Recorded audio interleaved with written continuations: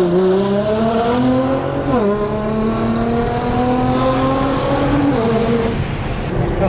shit.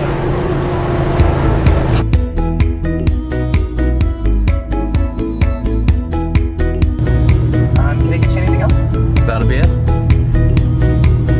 Green tea lemonade, pizza matcha. It's gonna be $10.70. Thank you.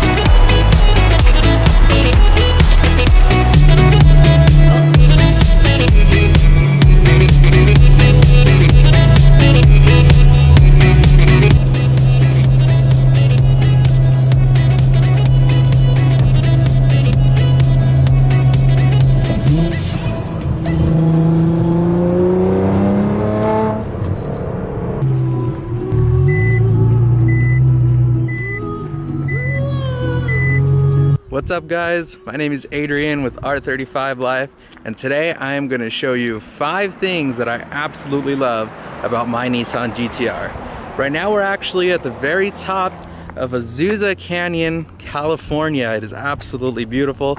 Let me show you guys a little bit of the kind of view that we have here.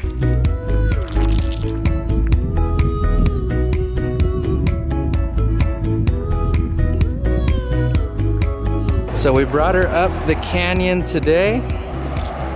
Ride's absolutely beautiful up here. Let's jump right in to those 5 things.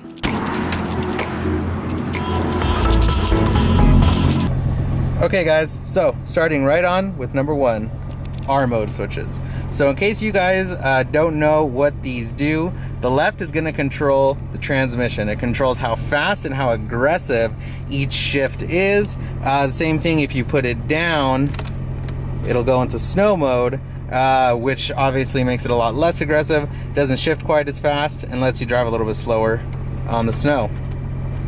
Second switch is going to be the suspension. So this stiffens the suspension. So we have R mode, which obviously is going to stiffen it quite a bit than stock. We could turn it off. Then if we go down, we have comfort for freeway cruising, bumpy roads, stuff like that. It softens the suspension a little bit.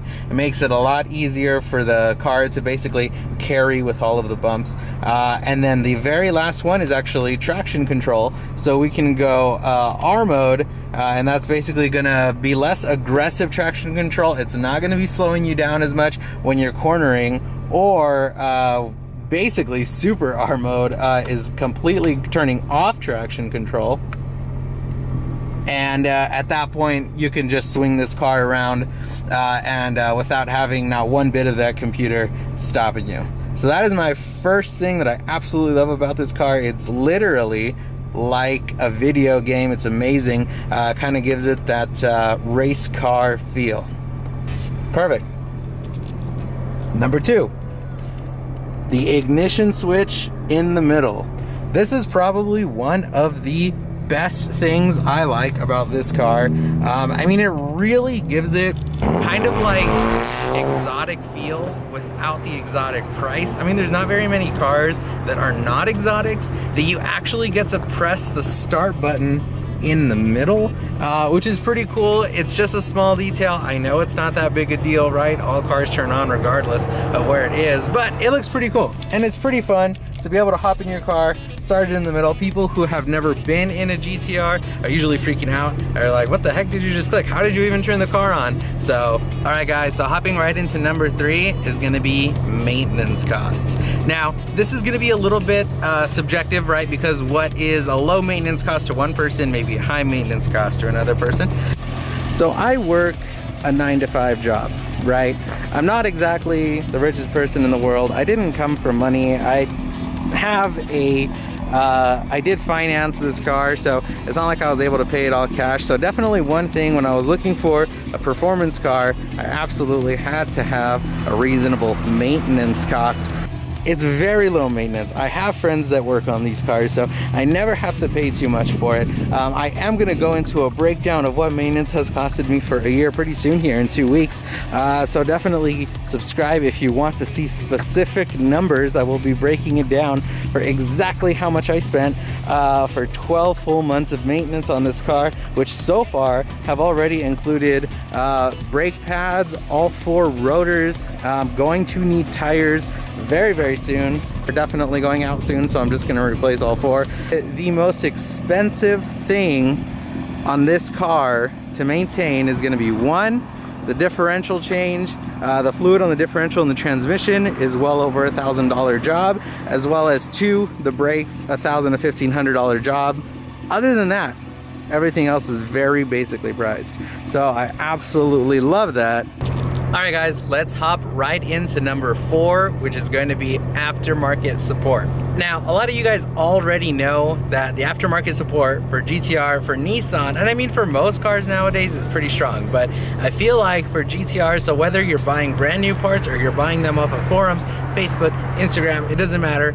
There is absolutely everything you can change on this car, from the motor to the transmission to the body to the panels. You see 1,000 wheel horsepower Liberty Walk and Aim Gain GTRs. You see stock ones with just wheels, right? I mean, it's literally the most extreme, the most simple, and absolutely everything in between.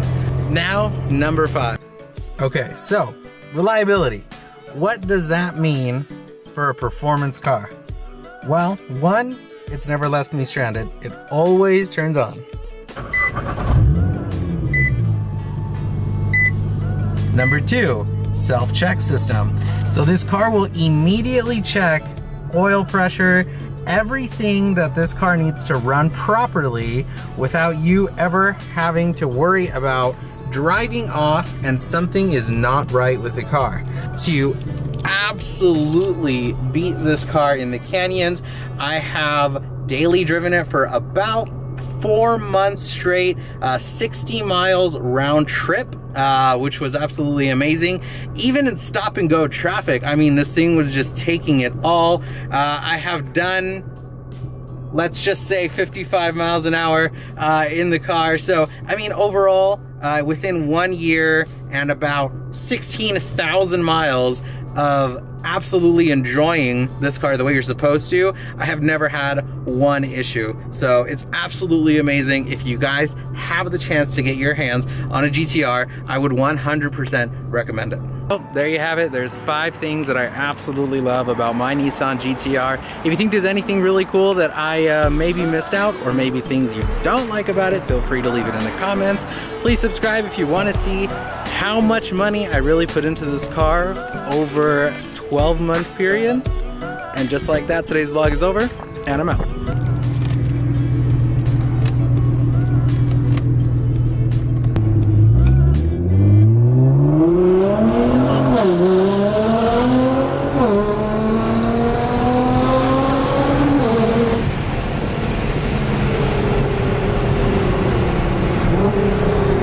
Holy shit.